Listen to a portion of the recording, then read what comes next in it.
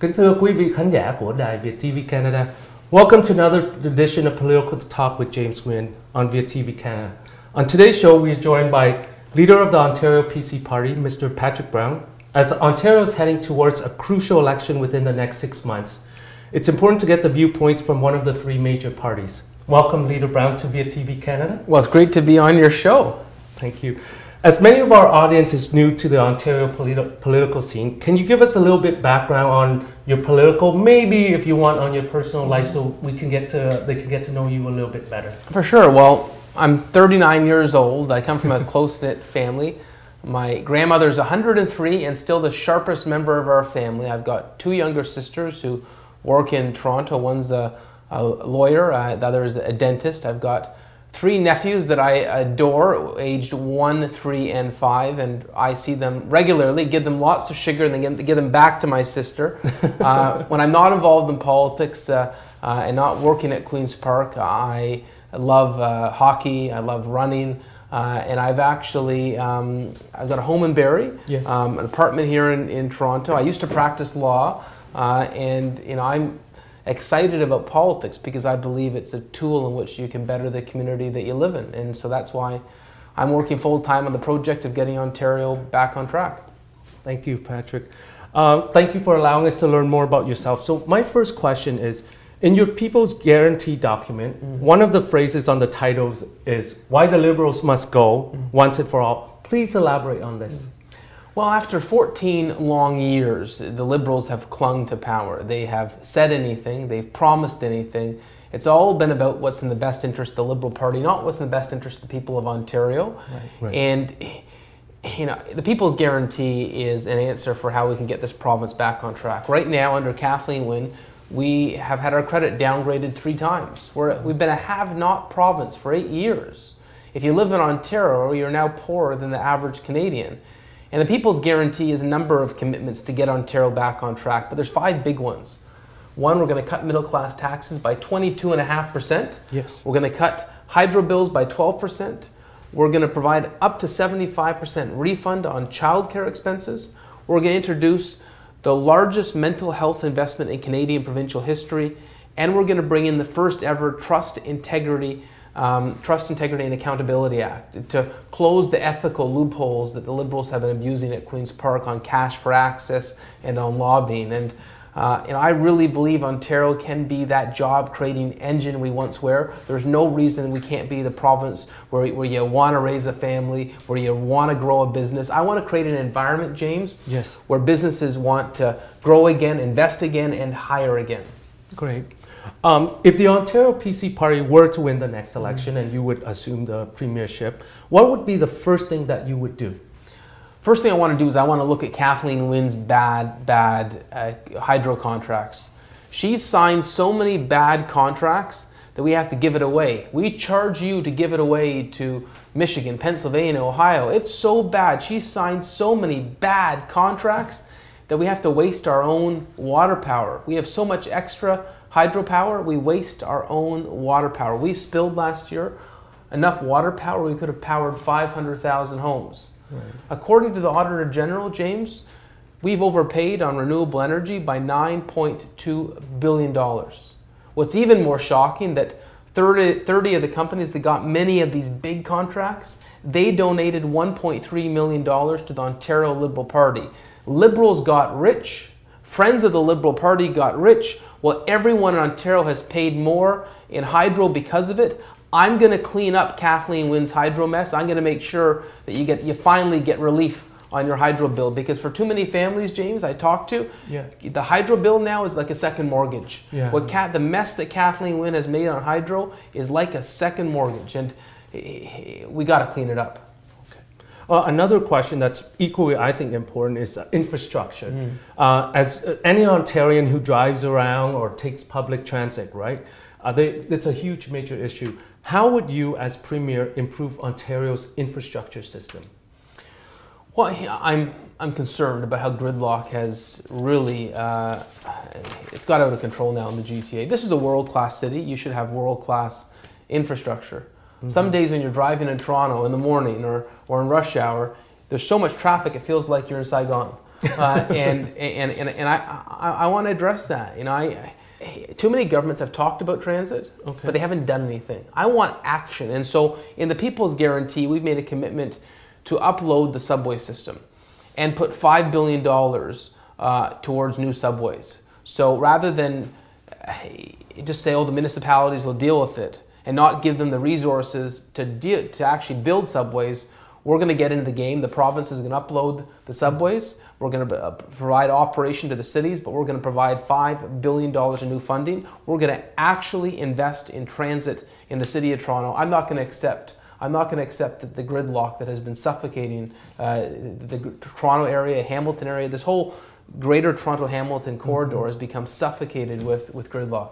Right. So I've been to recent meetings with one of the mayors of one of the major cities of GTA, Mayor Bonnie Crombie, and she's always saying, you know, us big city mayors in Ontario, we're always looking for more cash for our infrastructure. As Premier, what would you do different than the current Premier, Miss Kathleen Wynne, in terms of working with the big city mayors in Ontario? Well, we're putting $5 billion on the table, new funds for subways. So that's going to be a big help. I know John Tory, the Mayor of Toronto, said he was delighted and heartened by my announcement on subways. I'd also say we're going to make sure we actually spend those taxpayer dollars wisely. The Auditor General has criticized Kathleen Wynne for not having oversight on infrastructure. You know, the 403, they repaved it every 2 years instead of every 15 years. Surprise, surprise, those companies also donated $100,000 to the Liberal Party. You know, there was a truss on a bridge in Pickering where they built part of the truss upside down. They don't measure outcomes. They don't measure performance. I'm going to make sure the taxpayer dollars we spend are actually spent appropriately. Okay. I've seen pictures of you. I think you've met with some of the groups from the Vietnamese Golden Age Village for the elderly. Yeah, wonderful group. Yeah, it's a huge issue, not just for the Vietnamese community, but I think just the wider community. The lack of nursing homes and retirement homes. As you know, like our population is aging. So what are your plans to remedy these two huge issues? Well, we've made a pretty historic commitment in the People's Guarantee. We're going to build 30,000 new long-term care beds over the next 10 years. 15,000 within the first 5 years. And the reason this is so important is you look at hospitals today, they're overcrowded. One of the reasons is you got 20% ALC rates, which means alternative level of care, people waiting in a hospital bed because there's no long-term care bed. It costs more to care for someone in a hospital than it is in a long-term care setting. But because Kathleen Wynne hasn't made long-term care a priority, we've got this backlog in the hospitals. A progressive conservative government will put shovels in the ground. We will build long-term care beds. Okay. Another healthcare issue is I have a lot of friends who are physicians and family doctors, and they're saying like waiting list is crazy, and it's not their fault, right? Because one of my friends, she opened up a clinic. After a year and a half, she wasn't taking any more patients. She just couldn't because of you know, the workload. How would you remedy that issue? Would you allow more doctors? Or are you going to allow more, I don't know, incentives where they can take more patients or open up more spots to increase, like to remedy the doctor shortages in Ontario? Well, certainly when it comes to healthcare, I get why so many physicians are frustrated with the current government. Kathleen Wynne has taken $800 million out of the physician contract for patient care. She's cut 50 residency positions, so we have 50 less doctors graduate each year. Her health minister has disparaged and insulted physicians around the province. I want to work with physicians. I want to work with frontline nurses to make sure we work together in a collaborative fashion to strengthen our healthcare system. What I do differently than the Liberals, they have really doubled down on administration. They've got these LINs and now these sub-LINs, executive paper pushers making six-figure salaries. They just hired 80 more executive paper pushers. I want to give every precious dollar in healthcare to frontline care for nurses and physicians actually caring for patients. I'm also going to expand cardiac care in Northern Ontario. I'm going to make the largest investment in mental health in Canadian provincial history because frankly, there's a lot of people in Emerge who or go into the doctor's waiting room because there's no mental health care worker. They're getting care at the wrong access point. I'm going to make sure that the care is available when it comes to mental health. You know, this is the dirty little secret in Ontario's healthcare.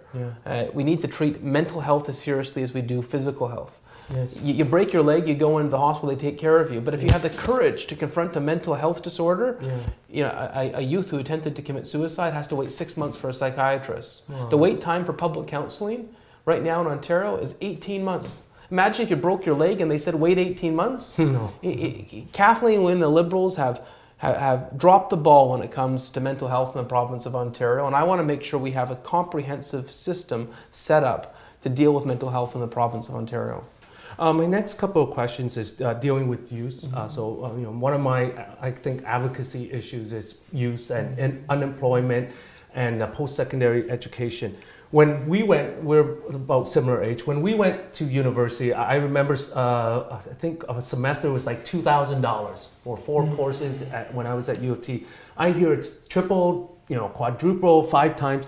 What would you, as Premier of Ontario, do so that lower income kids, aside from you know OSAP, this funding, what would you do to make it more affordable for kids from low income families to go to post-secondary education? Well, I'm going to support the government's initiative on making funding available for low income students to go to university at a minimal cost. I think that education access needs to be something that everyone can achieve, rather. And it shouldn't matter based on your the position you come from. I would say something else on education. I really want to link education to employment. Too many young people are going to school, and it's expensive, and they get student loans. When they finish school, they don't have a job. You know, last year we graduated 9,000 teachers for 5,000 teaching positions. We graduate young people for jobs that do not exist. I want to graduate young people for the jobs of today and tomorrow. We need more engineers, we need more people in the skilled trades, we need people in technology. It's why I wanted to add coding to the high school curriculum. It's why I want to have enhanced computer programming when it comes to opportunities for those leaving college and university. We really need to focus on the jobs of tomorrow, and right now we're treading water and we're not adapting. And I want to make sure we link our education system to jobs. I want a young person who graduates to actually be able to use the skills they learned at school and get a job. Well, that pretty much answers my next question, because I was just going to say that, relatively speaking, our national unemployment rate is low compared to previous years, but our unemployment rates for youth, you know, the ages between 19 to 28 is high, right? So besides that initiative, are there any other initiatives that you would implement to lower that rate of unemployment amongst those 18, 29 years old, where they consider the youth of our generation? Yeah, you know, the Liberals used to say this was just a post-recession hangover. It's not. It's become chronic. Youth unemployment is significantly high, and it's because of the skills mismatch. We're graduating young people for jobs that do not exist. And we need to make sure that if we're investing in schools and young people, and they're putting their sweat and toil and savings into a degree, it needs to be able to meet a market need. And that's why I want to look at the academic journey, and as best as possible, as feasible as it is, to link it to the economic opportunities that exist in society at the time. Right. Well, you know, I have one. I know your time is very precious. I have one last remaining question. Should you become premier, and I get this a lot, oh, all politicians, they say one thing, and then when they're in government, they change their tune. If you were in the position, the fortunate position of getting the next premiership of Ontario, what would you do so that those skeptics, those doubters would say, hey, you know what, that guy really meant what he said before the election? Yeah, we've done something that is unique. I get people are skeptical of politicians. You know, Dalton McGuinty promised he wasn't going to raise taxes, then he raised taxes. Kathleen Wynne said she was going to cut auto insurance rates, then she didn't. And so you get broken promise after broken promise. My platform for Ontario, the People's Guarantee, I wanted to be more than just words from a politician. I signed a contract in front of the media, in front of our party delegates, a contract for the people of Ontario that says this: if I don't get my commitments done, my big 5 commitments, in the first mandate of an Ontario PC government, I'll resign. I'm putting my job on the line. I'm saying I'm all in to get this done for the people of Ontario, and if I don't, I'm out of politics. I'm out of public service. I'm putting my career on the line. That's how convinced I am that we can get this done for the people of Ontario. Are you sure? Because your hockey career is over. Okay. I'm 100% sure. Well, that ends our conversation today with Ontario PC Party leader, Mr. Patrick Brown. Thank you for sharing your thoughts today with us, and good luck on the campaign hustle. I know the next 6 months is going to be super, super busy for you. And happy holidays to you and your loved ones, and a great Happy New Year. And we look forward, whatever happens next year, we look forward to having you back again, Patrick. Thank you so much. Thank you. Happy holidays. Happy holidays.